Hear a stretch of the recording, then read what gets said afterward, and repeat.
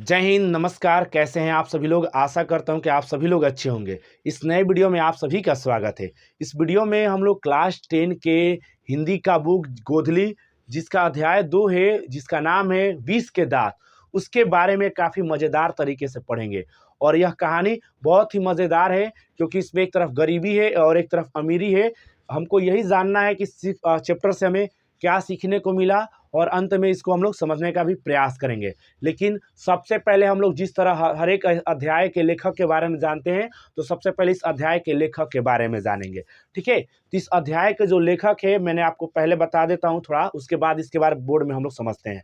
ठीक है, तो पहले समझ लीजिए, लेखक जो है, इसका नाम है, लेखक का इसमें इस चैप्टर के उस लेखक का नाम है, उनका नाम है, ये है नलिन बिलोचन शर्मा। ठीक है, लेखक का जन्म 18 फरवरी 1916 ईस्वी को पटना बिहार में पड़ता है। ठीक है, बिहार की राजधानी है पटना।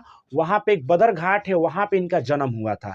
ठीक है, इनके पिताजी का नाम महोपाध्याय पंडित राम अवतार था। ठीक है, माताजी का जो नाम था, इनका ध्यान दीजिएगा, माताजी का नाम था रत्नावती देवी या रत्नावती शर्मा। इतना हम लोगों ने जान लिया। आइए अब हम लोग समझते हैं फिर से लेखक के बारे में। देखिए, लेखक कौन है? नलिन बिलोचन शर्मा जी। जन्म कहाँ हुआ था? तो पटना के बदरघाट में हुआ था। कब हुआ था? 18 फरवरी 1916 ईस्वी को हुआ था। ठीक है, कहाँ हुआ था? पटना के बदरघाट में। पिताजी कौन थे? महोपाध्याय पंडित रामावतार शर्मा, वो उनके पिताजी थे। ठीक है, अच्छा, इनका नाम इतना लंबा क्यों है? इसके पीछे भी वजह है, मैं बताऊंगा आपको। ठीक है, माता का नाम रत्नावती देवी। ठीक है, यहाँ तक हम लोग समझ चुके हैं। आइए, लेखक जो थे बाबू, ध्यान दीजिएगा, पटना में जब ये जन्म लिए थे, तो पटना में जैसे बिहार है, तो बिहार में लोग कैसी भाषा बोलते हैं? भोजपुरी भाषा बोलते हैं। का भाई, का हलवा, तब बहन जी, का हलवा, ऐसे हम लोग बोलते हैं ना। तो वो लोग भी वैसे बोलते थे शुरुआत के दिनों में। ठीक है, यानी लेखक जो थे, भोजपुरी भाषा बोलते थे शुरुआत के दिनों में। लेकिन इनके जो पिताजी थे, जिनका नाम है महोपाध्याय पंडित राम अवतार शर्मा, इनका नाम इतना लंबा क्यों है? इसके पीछे लॉजिक है। देखिए, वो जो थे, एक संस्कृत के बहुत बड़े विद्वान व्यक्ति थे। ठीक है, यानी संस्कृत के मतलब बहुत ज़्यादा जानकारी रखते थे। और एक विषय था जिसका नाम था दर्शन, यानी दर्शन का मतलब राहों को दिखाने वाला, मार्ग को दिखाने वाला। वास्तव में इसका तात्पर्य ये नहीं है, अर्थ ये नहीं है, लेकिन ये वास्तव में एक सब्जेक्ट है जिसे फिलोसफी कहा जाता है। ठीक है, लेकिन आप लोग यही समझिए अभी तक। ठीक है, उसके पश्चात इन्होंने, ध्यान दीजिएगा, इनके पिताजी बड़े विद्वान थे, जिसके वजह से, ठीक है, इनके कई संतान हुए।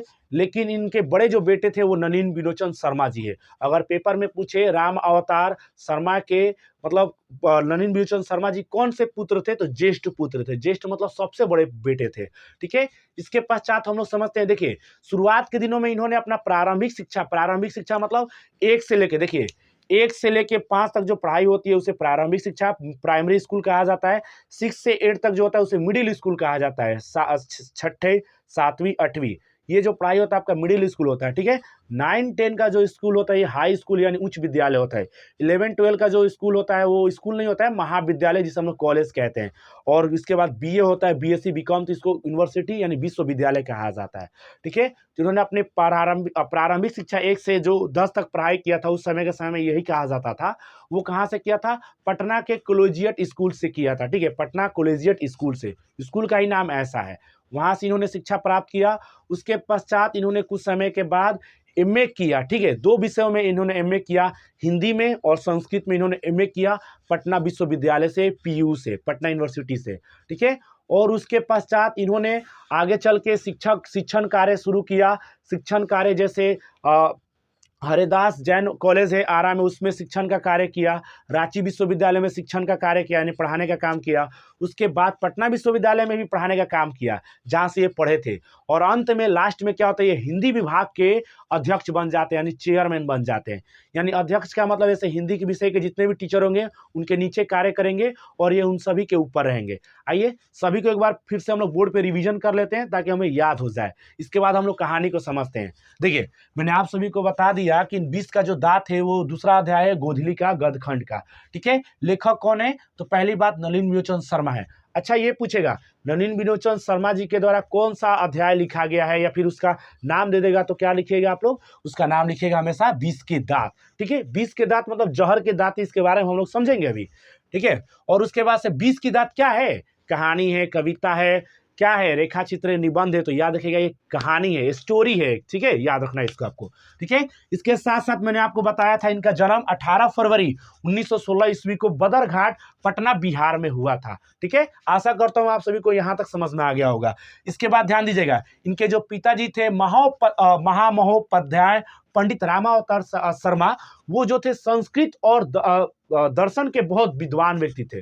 अगर पेपर में पूछा जाए कि पेपर में आपसे ये पूछा जाए कि नलिनीलोचन शर्मा जी के पिता का क्या नाम था, तो रामावतार शर्मा याद रखिएगा, और माता का क्या नाम था, रत्नावती देवी। दोनों आर से याद रखना है नाम आपको, ठीक है। र से आ रहा है रत्नावती देवी या रत्नावती शर्मा, और रामावतार, दोनों नाम र से आ रहा है, इसलिए आपको आसानी से याद हो जाएगा, ठीक है। इसके सिवा और भी हम लोग जानते हैं, उन्होंने अपना प्रारंभिक शिक्षा मैंने आपको बताया कहाँ से पूर्ण किया था, तो कॉलेजिएट स्कूल पटना से किया था, ठीक है। उसके बाद उन्होंने क्या किया, पटना विश्वविद्यालय से एमए की पढ़ाई पूरी की। 2 विषयों में उन्होंने मतलब ज्ञान प्राप्त किया, ठीक है। वहाँ से एमए किया संस्कृत विषय में, और साथ ही साथ हिंदी विषय में भी उन्होंने एमए किया। एमए मतलब देखिए, इंटर आपने पढ़ लिया 2 साल, उसके बाद से बीए कहिए या फिर ग्रेजुएशन कहिए, 3 वर्षों का होता था, लेकिन अब तो 4 वर्षों का हो गया। इसके बाद पीजी, जिसे पोस्ट ग्रेजुएशन कहा जाता है, स्नातकोत्तर कहा जाता है हिंदी में, उन्होंने 2 विषयों में किया, एक तो संस्कृत था और एक क्या था, हिंदी विषय था। 2 विषयों में उन्होंने मतलब पीजी किया था, मतलब कह सकते हैं मास्टर डिग्री प्राप्त की थी, ठीक है। मास्टर मतलब मास्टर नहीं बन जाना है, मतलब वो एक पोस्ट मतलब एक मतलब डिग्री है वो, ठीक है, याद रखना है आपको।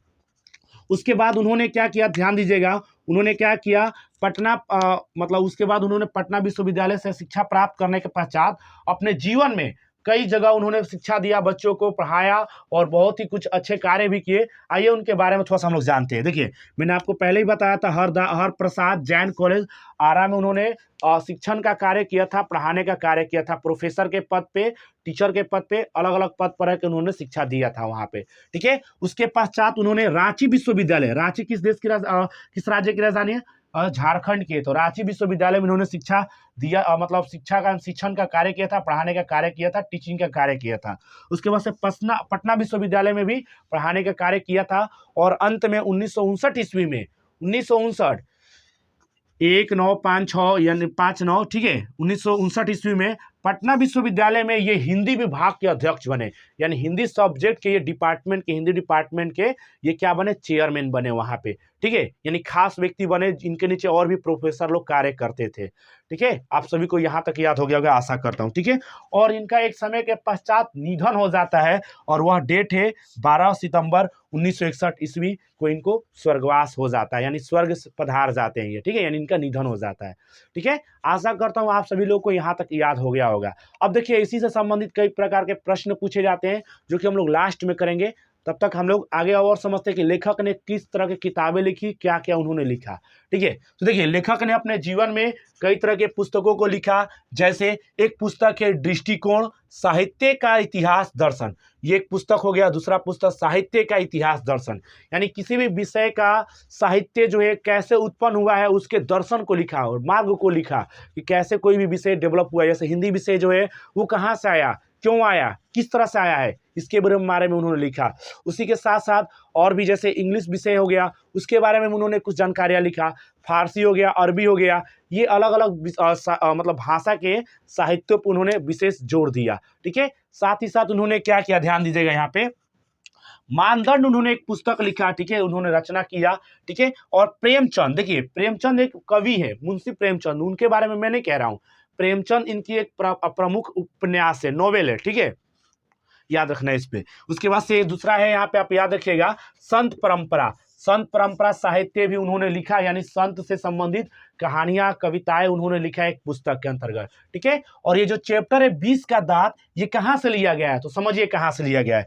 20 का जो दांत है, याद रखिएगा, ये 20 के दांत जो एक किताब है उससे यह लिया गया है, ठीक है। यह जो किताब है आपका, या जो चैप्टर है, ये 20 का दांत, एक फेमस किताब है। जैसे ये मान लीजिए, ये जो चैप्टर है आपका 20 का दांत, ठीक है, ये आप लोग देख रहे होंगे, ठीक है। तो इस तरह का एक किताब है जिसका नाम है 20 का दांत, पूरा किताबिये का नाम है, ठीक है। और साथ ही साथ ये अन्य कहानियों से इसको जोड़ा गया, इस मतलब जो 20 के दांत जो ये आपको कहानी पढ़ा रहा हूँ, इसको तो 20 के दांत किताब से लिया ही गया है, लेकिन साथ ही साथ इसको मतलब कहाँ से लिया गया है, और भी किताबों से लिया गया है, इसी के वजह से इसका नाम पड़ा है 20 का दांत, ठीक है। आशा करता हूँ आप सभी को यहाँ तक समझ में आया होगा। अब चलिए हम लोग कहानी के लिए, अब हम लोग 20 के दांत के कहानी को समझते हैं जो कि बहुत मज़ेदार है। यहाँ पे बहुत कुछ सीखने को आपको मिलेगा। ठीक है, तो सबसे पहले हम लोग समझ लेते हैं कि इसमें कितने लोग शामिल थे। पहले समझिए, दो तरह के टीम थी। ठीक है, एक तरफ अमीर लोग थे, एक तरफ गरीब लोग थे। ठीक है, और जो गरीब व्यक्ति थे वो जाते थे अमीर व्यक्ति के घर काम करने। आइए समझते हैं। देखिए, यहाँ पे जो था एक व्यक्ति थे जिनका नाम था सेन साहब। ठीक है, कहानी में यही नाम जिक्र किया है, इसलिए मैं वही नाम जिक्र कर रहा हूँ आपके सामने। ठीक है, कहानी में एक व्यक्ति है जिसका नाम है सेन साहब। ठीक है, इनकी पत्नी का नाम यहाँ पे कोई उल्लेख नहीं किया गया है, लिखा नहीं गया है, तो लेखक ने उनका नाम लिख दिया है सेन साहिबा या मिसेस साहिबा। ठीक है, मिसेस यानी मिस्टर लगता है मेल के लिए और मिस लगता है वो फीमेल के लिए, इसलिए लेखक ने ऐसा नाम लिख दिया है। ठीक है, सेन साहब थे बूढ़े व्यक्ति और उनकी पत्नी भी थोड़ी बूढ़ी टाइप की थी। ठीक है, इनके शरीर से बाबू 5 लड़कियां जन्म ली थी। ठीक है, कितनी लड़कियां? 5। और लड़कियों को इस किताब में लेखक ने खोखी कहा है। लड़का के लिए खोखा और लड़की के लिए खोखी यूज किया है। खोखा खोखी यानी लड़का लड़की, बच्चा बच्ची। ठीक है, यानी सेन साहब के 5 गो लड़की थी। ठीक है, और एगो लड़का था। लड़का जो था, जो बच्चा था, मतलब लड़का जो था वो सबसे छोटा हुआ था। ठीक है, मतलब सबसे छोटा था घर भर में। आइए फिर से समझते हैं। यानी इस कहानी में 2 तरह के भाग है। ठीक है, यानी 2 तरह के लोग हैं इसमें, एक अमीर लोग है, एक गरीब लोग है। यहाँ पे देख सकते हैं, थोड़ा सा मैं फोटो बनाया हूँ, इमेज बनाया हूँ, लेकिन उतने अच्छे तरीके से नहीं बने, फिर भी बनाने का प्रयास किया है। ठीक है, तो एक सेन साहब है और दूसरा गिरधर लाल है। ठीक है, ये जो गिरधर लाल है ना, ये सेन साहब के घर काम करने जाता है। ठीक है, क्योंकि सेन साहब जो थे अमीर थे और गिरधर लाल जो थे ये गरीब थे। पहले हम लोग सेन साहब जी के बारे में जान लेते हैं, उसके बाद हम लोग क्या करेंगे, इनके गिरधर लाल के बारे में जानेंगे हम लोग। ठीक है, तो पहले देखिए, सेन साहब जो थे एक अमीर व्यक्ति थे। ठीक है, जो क्या थे, जिनकी मतलब नाम जो था सेन साहब रखा हुआ है यहाँ पे, और उनकी जो पत्नी थी उनका सेन साहिबा नाम रखा हुआ है। ठीक है, या मिसेस साहिबा, ध्यान दीजिएगा। इनके शरीर से मतलब 5 लड़कियां जन्म ली थी, जिसे खोखी कहा गया। लेखक ने 5 खोखी नाम दिया यहाँ पे। ठीक है, और एक लड़का था जिसका यहाँ पे खोखा नाम यूज किया गया है। ठीक है, लेकिन नाम कुछ असल में दूसरा था, लेकिन प्यार से पिताजी इनको खोखा खोखी कहते थे। ठीक है, 5 लड़की थी तो खोखी, एक खोखी इधर आओ, एक खोखा इधर आओ। ठीक है, लड़का का भी नाम असली था, 5 लड़कियों सबका नाम अलग अलग था। पहले समझ लीजिए, तो 5 लड़कियों का नाम हम लोग समझ लेते हैं, जिसमें बड़ी लड़की का नाम था सीमा। क्या नाम था? सीमा। और दूसरी का नाम था रजनी। दूसरी लड़की का क्या नाम था? रजनी। और तीसरे का नाम, लड़की का नाम था आलो। आलो, आलू नहीं, आलो। ठीक है, चौथी लड़की का नाम है शेफाली और 5वीं लड़की का नाम है आरती। अच्छा, छठा जो लड़का था ना, वो छोटा भाई था। 5 बहनों के बाद एक छोटा भाई था, जिसका नाम था यहाँ पर क्या, कासू नाम था। ठीक है, कासू नाम था, लेकिन पिताजी उसके यानी सेन साहब उसको प्यार से खोखा नाम पुकारते थे। ठीक है, यानी खोखा मतलब लड़का पुकारते थे और बहुत प्यार दुलार देते थे, क्योंकि छोटा बेटा है तो सभी लोग छोटे बेटे को प्यार दुलार देते हैं। और ये 5 गो लड़कियां थी ना, इनके लिए कोई दुलार प्यार नहीं था। ठीक है, नून रोटी खाइए और काम चुपचाप करिए दिन रात घर में, पढ़ाई लिखाई कुछ भी नहीं करना है। ठीक है, लेकिन लड़का खाती, कासू खाती यानी खोखा खाती, सब कुछ फिर छूट था। ठीक है, तुमको इंजीनियर बनना है, कुछ भी करो, कैसे भी करो, खेलो कूदो फानो, तुम्हारे लिए कोई नियम नहीं है। लेकिन तुम्हारी बहनों के लिए नियम है। तुम्हारी बहनों को बढ़िया खाना नहीं मिलेगा। यानी 5 लड़कियों को बढ़िया खाना नहीं मिलता था, कहीं खेल नहीं सकती थी, नहीं कहीं घूम सकती थी, दिन भर घर में काम करना पड़ता रहता था। यानी पिताजी के और माताजी के अपवाद में थी, यानी काम करने में दिन भर लगी रही रहती थी। ठीक है, वही खोखा इधर तोड़ता कुछ, उधर तोड़ता, उधर मारपीट करता, कभी कभी क्या करता, उसके बारे में तो हम लोग और समझते हैं। ठीक है, और दूसरा परिवार था जिसका नाम था गिरधर लाल। ठीक है, ये गिरधर जो लाल आप देख रहे हैं, जो कहानी में सुन रहे हैं, ये जो गिरधर लाल सुन रही है, गरीब परिवार था। कैसा परिवार था? गरीब परिवार। ठीक है, इनका एगो बेटा था जिसका नाम था मदन, और इनकी पत्नी का कोई नाम जिक्र नहीं किया है, तो गिरधर लाल की पत्नी यहाँ पे हम कह सकते हैं। ठीक है, गिरधर लाल का एगो बेटा था जिसका नाम था मदन। ये जो बेटा थे सेन साहब, इनका मतलब सेन साहब जो थे, इनके बेटा का क्या नाम था? कासू था, यानी खोखा नाम दिया गया था यहाँ पे। ठीक है, और 5 गो लड़की थी। अगर पूछ दे मतलब एग्जाम में कि सेन साहब की कितने लड़की थी, तो 5 गो। 5 का नाम इंपॉर्टेंट नहीं है, लड़का का नाम बहुत इंपॉर्टेंट है, क्योंकि उसी से मारधार होने वाला है, मारपीट होने वाला है दोनों बच्चों में। ठीक है, बहुत मारधार होने वाला है। तो सुनिए, तो 5 लड़कियों का नाम सीमा, रजनी, आलो, शेफाली, आरती, और एक लड़का था जेकर नाम था कासू, यानी खोखा। खोखा खोखी, लड़का लड़की। ठीक है, याद रखना है। और दूसरा परिवार है ये गिरधर लाल का, जो गरीब परिवार था। एगो मतलब गिरधर लाल थे, उनकी पत्नी थी यानी मेहरारू थी उनकी, और दूसरा जो है ये बेटा थे। ठीक है, आपको यहाँ तक याद रखना है। अब सुनिए ध्यान से क्या होता है। ये जो थे गिरधर लाल, ये क्या करते थे, इनके घर काम करने जाते थे, ठीक है, झाड़ू पोछे का काम करते थे, पत्नी भी और पति भी, ठीक है, गिरधर लाल और गिरधर लाल की पत्नी दोनों लोग जाते थे इनके घर काम करने, ठीक है। उसके बाद क्या होता है, ध्यान दीजिएगा यहाँ पे कि जो सेन साहब थे ना, नई नई कार खरीदे थे, ठीक है। वो गाड़ी जो थी ना, कार मतलब काला कलर की थी, कहना कलर की थी गड़िया, तो काला कलर की, ठीक है। और जिसका दाम तो जा था ना, वो 7,500 रुपया था, यानी 7500 रुपया। अब कहिएगा सर इतना कम दाम में कैसे गाड़ी मिल सकती है। बाबू ये जो कहानी है ना, बहुत पहले के है, आज से लगभग 100 साल पहले की घटना है, ठीक है। उस समय हो सकता है इतना कम दाम में गाड़ी मिलता हो, या उससे और पहले की घटना हो सकती है, ठीक है। तो इतने कम पैसा में वो गाड़ी मिल जाती थी। वो गाड़ी के कंपनी के नाम था, ध्यान दीजिएगा क्या नाम था, स्ट्रीमल इंद नाम था, ठीक है। स्ट्रीमल इंद अंग्रेजी नाम है, तो आप लोग नो डाउट इसे याद भी रख सकते हैं, ठीक है। अब ये जो कार थी, करवा इतनी नई थी, इतने चमचमाती थी ना, कि लोग अपना चेहरा को देखता उसमें ना, तो आसानी से गोरा मतलब कैसा है वो दिख जाता आसानी से, ठीक है। तो ज्यादातर गरीब लोग क्या होते थे, जिनके पास घर में शीशा नहीं था, ऐनक नहीं था चेहरा देखे खातिर, वो क्या करता था, इस सेन साहब के गड़िया में जो गाड़ी थी, ठीक है, इनकी गाड़ी को देखने के लिए इस्तेमाल करते थे अपने चेहरा को, ठीक है। आगे चलते हैं, ध्यान दीजिएगा। एक समय की बात है, अब क्या होता है सुनिएगा ध्यान से। एक समय की बात है जब गिरधर लाल अपनी पत्नी और वो स्वयं जाते हैं काम करने के लिए, अपने बेटे को भी लेके जाते हैं, बेटा उनका खेलता रहता था वैसे भी, तो ये लोग जाते हैं वहां पे काम करने के लिए, ठीक है। इनके घर गए काम करने के लिए, नौकर लोग थे ये लोग, तो काम करने गए। ये जो खोखा था ना, मतलब जो मदन था, ये खोखा के सामान को कई बार क्या करता था, छू देता था, मतलब खेल देता था, ठीक है। कई बार लेके, जैसे फुटबॉल हो गया, गेंद हो गया, या और भी कोई खिलौने हो गए, उसको क्या करता था, मदन लेके कभी को खेल देता था, ठीक है। जिससे क्या होता था, इसको जलन होती थी, किसको, कासू को, खोखा को, ठीक है। तो ध्यान देना यहाँ पे क्या होता है, कई बार इन दोनों में मारा पीटी हो जाता था, ठीक है। जिसके वजह से जो मालिक थे ना सेन साहब, इसके पिताजी को कई बार बोलते थे, ठीक है, और कभी कभी कभी मदन को पीटा भी करते थे। सुनना ध्यान से। फिर क्या होता है, एक दिन की बात है, ध्यान दीजिएगा। मदन जैसे ये मिसेन साहब जो है, इनका जो बेटा है कासू, ये क्या करता है, ध्यान दीजिएगा, मतलब बहुत शैतानी करता है, इधर कभी लड़ता है, कभी उधर लड़ता है, इधर उधर किसी को मारता रहता है। पढ़ने की चिंता नहीं थी, लेकिन फिर भी इनके पिता कहते थे हम अपना बेटा के इंजीनियर बनाएंगे। बिना पढ़ाए लिखाए इंजीनियर कैसे बनाइएगा, देखिए कैसे बनाते हैं, सुनिए। तो इंजीनियर बनाने का प्रयास करते हैं खोखा को, ठीक है, कासू को। लेकिन सुनना ध्यान से, यहाँ पे क्या होता है, एक बार की बात है, क्या होता है ध्यान दीजिएगा।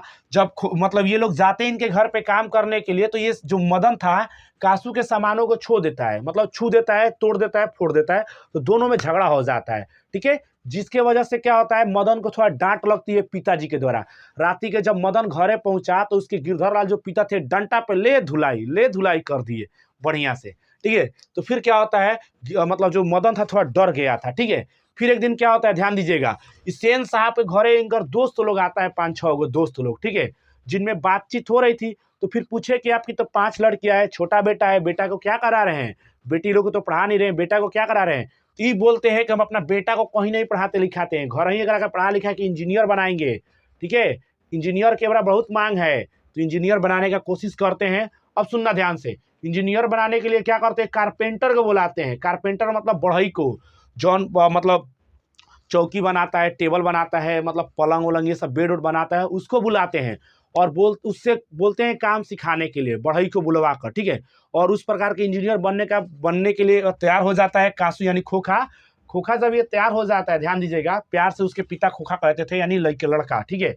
तो वहां पे क्या होता है, ध्यान दीजिएगा, जो खोखा था ना, अब वो सीख लेता है ठोक ठाक करने के लिए, लकड़ी को ठोकना, बार बार उखाड़ना, ठोकना, उखाड़ना, काटना, छाटना। तो कई बार क्या होता था ना, सेन साहब का जो गड़िया थी, एंट्रीमल एंड, ठीक है, जेकर दाम था 7500 करिया थी, एकरा के क्या करता था, कई बार जाकर हेडलाइटवा मार के तोड़ के फोड़ देता था।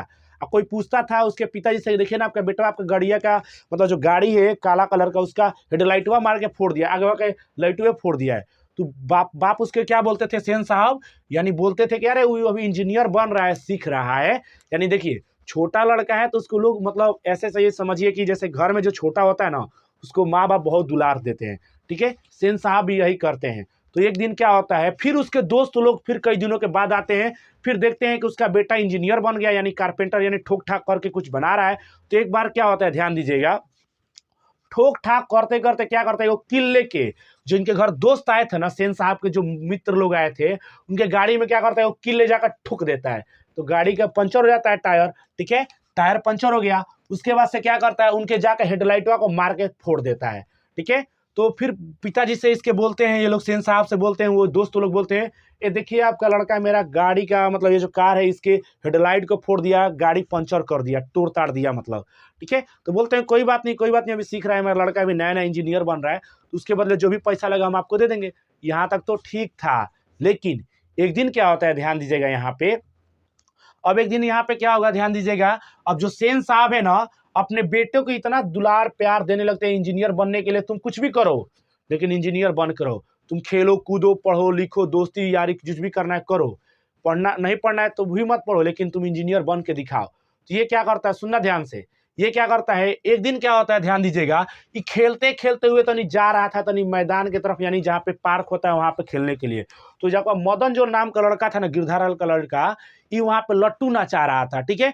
अभी जाके कहता है कासू इससे, मतलब खोखा जो कहता है जाके किससे, मदन से, ए लट्टुया दोगे तो नहीं हम भी नचा ले, थोड़ा सा हम भी मतलब उसको भाज ले, मतलब एक बार हम भी नचा ले गोला सा। तो वो कासू बोलता है, मतलब मदन बोलता है, ना हम तुमको नहीं देंगे, तुम्हारे वजह से हमारे पापा हमारा रात के बहुत मारे थे यहाँ पे डंडा हमको, ठीक है। कौन बोलता है, ये मदन बोलता है, ठीक है, कि तुम्हारे वजह से हमारे पिताजी गिरधर लाल राती को बहुत मुझे पीटे थे, पीठ पे अपना निशान दिखाया कि हाँ यहाँ मार के लाल कर दिए हैं, इधर दिखाया आंख पे, मतलब यहाँ पे मार दिए थे, ठीक है, फूट उड़ गया था दिखाया। तो बोलता है नहीं देगा, तुम नहीं देगा तो फिर पिटवा देंगे तुम्हारे पिताजी से। तो अब की बार क्या होता है, मदन क्या करता है कि तुम पिटवाएगा बार बार मेरे को, तो क्या करता है, दोनों में मारा पिट्टी हो जाता है, ठीक है। और यहाँ पे देखिए गरीब लोगों का कोई सपोर्ट नहीं करता है, ठीक है।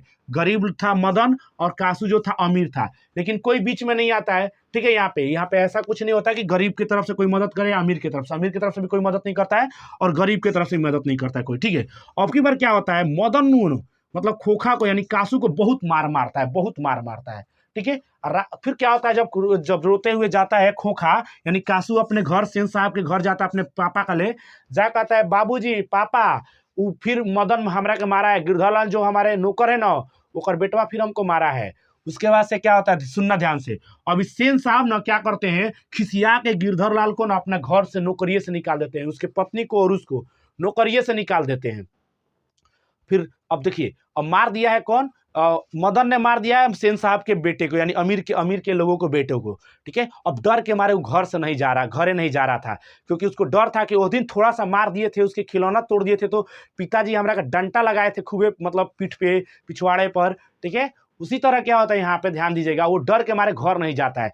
शाम तो रात हो जाता है, रात के 10-11 बज जाता है, चुपके चुपके जाता है, मम्मी पापा कुछ बात कर रहे थे थोड़ा किसी पैसा वैसा के लेके कि कहाँ से हमारा घर द्वार चलेगा, क्योंकि नौकरी से तो निकाल दिया था सेन साहब ने उनको, ठीक है। जिसके वजह से क्या होता है, सुनना ध्यान से आप यहाँ पे, कि मदन जब चुपके चुपके क्या करता है, घरे जाता है, ठीक है, गिरधरलाल अपने पिताजी के घर जाता है, अपने घर जाता है, और डर डर के क्या करता है, ये प्रयास करता है घर में जाए, तो ले क्या होता है, बर्तन एगो इससे छुआ जाता है, बर्तन गिर जाता है। अब वो क्या करता है, चुपके चुपके धीरे धीरे भागने लगता है घर के बाहर, ठीक है। उसके बाद क्या होता है, यहाँ पे ध्यान दीजिएगा, ये जब मदन घर के बाहर भागा ना, तो उसके पिता ने उसे पकड़ लिया, और मदन ने नीचे मुड़ी कर लिया कि हाँ हमारे पिताजी हमारा के खूब पीटेंगे, क्या हमने मारा पीटी किया है। उस दिन थोड़ा सा पीटे थे तो बहुत मारे थे, आज कितना पीटेंगे, यही से मुड़ी नीचे कर लेता है, या रोने जैसा मुंह बना लेता है, ठीक है। जैसे हम लोग रोने जैसा मुंह नहीं बना लेते, वैसा बना लेता है ये। और उसके पिताजी बोलते, चाबास बेटा, वेल डन, तुमने बहुत अच्छा किया मार के, कब तक तुम उसके दुख सहते रहोगे। जब मैं उसके पास काम करता था तो मुझे बुरा भला कहता था सेन साहब, या कहते थे, मैं सुनता रहा, तुम बहुत बहादुर का काम किए हो, वेल डन। और देखिए अंत में क्या होता है, मतलब इसके पिता जो थे, मतलब किसको, ये क्या नाम है इसको, मदन को बहुत प्रोत्साहन देते हैं कि नहीं तुमने बहुत अच्छा किया, मैं तुम्हारे तरह कायर था, मतलब तुम्हारे जैसा था नहीं, मैं कायर था जो उनसे डरता रहा पैसे के वजह से, ठीक है। यानी सबसे बड़ा यहाँ पे जो चीज है, आत्मसम्मान है इंसान का, ठीक है। गरीबी अमीरी कोई मायने नहीं रखता है, बेटा हो या बेटी हो सबको बराबर का अधिकार देना चाहिए मेरे ख्याल से सेन साहब को। तो बेटियां भी कुछ कर सकती थी, बेटा से बढ़िया ही थी बेटियां, ठीक है, कुछ कार्य कर सकती थी, ठीक है। लेकिन इन्होंने अपने बेटे को लाड़ दुलार प्यार दिया इतना, जिसकी वजह से वो बिगड़ गया, और वो मतलब एक तरह समझिए नशेड़ी गजड़ी बाद में चल के आगे बन गया वो, ठीक है। और सुनना ध्यान से यहाँ पे अब क्या होता है। इसके बाद से इस कहानी का जो सीख मिलता है ना कि हमें किसी से नहीं डरना चाहिए, हमें हमेशा सच्चाई का राह पे चलना चाहिए, ठीक है। और इस कहानी के जो असली हीरो बनता है ना, वो बनता है मदन, ठीक है। यही लड़का बनता है जो गरीब घर का लड़का था, मदन, यही कहानी को समझता है। देखिए यहाँ पे सेन साहब का जो लड़का था कासू, ये कैसा लड़का था, देखिए ज्यादा इसको पैसा मिल गया, लार दुलार प्यार मिल गया, धन संपत्ति मिल गया, यानी सब कुछ विरासत में मिल गया, फिर भी वो कुछ नहीं कर सका, अच्छा कार्य नहीं कर सका, हमेशा मारपीट कर सका, और ना ही वो अच्छा इंजीनियर बन सका, ठीक है। इसी से संबंधित हम लोग क्या करते हैं, कुछ ऑब्जेक्टिव प्रश्नों को सॉल्व कर लेते हैं जो कि परीक्षा में आपके पूछे गए हैं कई बार। थोड़ा सा मैं इसको करा देता हूं आप सभी के लिए, रुकिए एक मिनट। किधर है किताब, किताब किधर है भाई, हाँ यहाँ पर।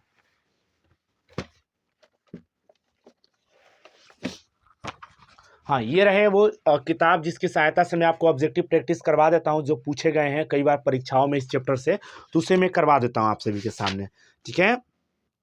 चलिए आइए, 20 के दांत के लेखक कौन है या रचयिता कौन है। देखो बबुआ 2020 में 21 में पूछल गया है, देखिए आपको तो दिख नहीं रहा होगा, थोड़ा सा मोबाइल उतना अच्छे क्वालिटी का तो नहीं है, 20-21 में पूछा गया है।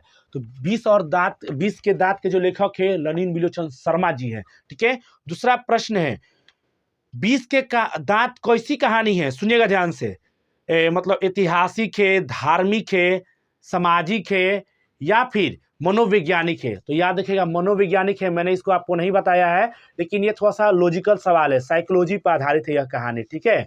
गरीबी और अमीरी को दिखाता है ये, ठीक है। 20 के दांत समाज के किन वर्गों के मानसिक उजागर करती है, यानी मध्यम वर्ग के लोगों को उजागर करती है, ठीक है। यानी देखिए एक तरफ से अमीर लोग थे, ये गरीब लोग थे, तो गरीब लोग मध्यम वर्ग में ही आते हैं, मिडिल क्लास फैमिली में आते हैं, तो मध्यम क्लास के लोगों को ये उजागर करती है कि हमें किसी भी परिवार से या अमीर लोगों से नहीं डरना चाहिए हमेशा, ठीक है। इसके बाद अगला प्रश्न है, 20 के दांत के प्रमुख पात्र कौन है, यानी प्रमुख हीरो कौन है, असली हीरो कौन है। तो याद रखिएगा मदन था, ठीक है, याद रखना आप सभी को यहाँ पे मदन था। सेन साहब के पांचों लड़कियां कैसी थी, तो मूर्ख थी, मूर्ख यानी नासमझ थी, पापा जैसे कहते वैसे करती थी, ठीक है, याद रखना आप लोगों, मतलब मूर्ख भी थी और एक तरह से अपवाद, मतलब जो पिताजी कहते थे आज्ञाकारी भी थी, ऐसे नहीं कह सकते, लेकिन ऑप्शन यहीं पे यही दिया हुआ है, किताब में ऐसा ही जिक्र किया गया है, ठीक है। कठपुतली थी, कठपुतली के मतलब बाबूजी के इशारे पे ना मतलब काम करती थी हमेशा, जो बाबूजी कहेंगे वही सही था, ठीक है, ऐसा यहाँ पे कहा जाए। गिरधर लाल के बेटा के क्या नाम था जी, गिरधर लाल के बेटा का नाम मदन था, ठीक है। आगे चलते हैं, गिरधर लाल सेन साहब के फैक्ट्री में क्या था, तो याद रखिएगा बाबू किरानी का कार्य करता था, किरानी मतलब कुछ बेचने का खरीदने का ये सब कार्य करता था, ठीक है, कोई सामान लाने का, ठीक है, याद रखना है। सेन साहब की नई मोटर कार किस रंग की थी, यानी नई जो कार आई थी काला रंग की थी, करिया रंग की, काला रंग की थी, ठीक है। अगला है, सेन साहब की नई मोटर गाड़ी कितने रुपए की थी, तो देखिए यहाँ पे दिया हुआ है 8,500, 7,500, 6,500, 5,500, तो 7,500 यानी 7,500 रुपया की गाड़ी खरीदाई थी, ठीक है। सेन साहब की नई गाड़ी पिछली बत्ती का लाल शीशा किसने चकनाचूर कर दिया, तो उसका चकनाचूर किसने किया था, वो किया था उनका बेटा जिसका नाम था खोखा यानी कासू किया था, ठीक है। सेन साहब अपने बेटा को क्या बनाना चाहते थे, तो सेन साहब अपना बेटा को इंजीनियर बनाना चाहते थे, ठीक है, याद रखिएगा। सेन साहब की आंखों का तारा कौन था, आंखों का जो तारा था एक ही को बेटा था जो खोखा था, खोखा मतलब उनका लड़का यानी कासू था।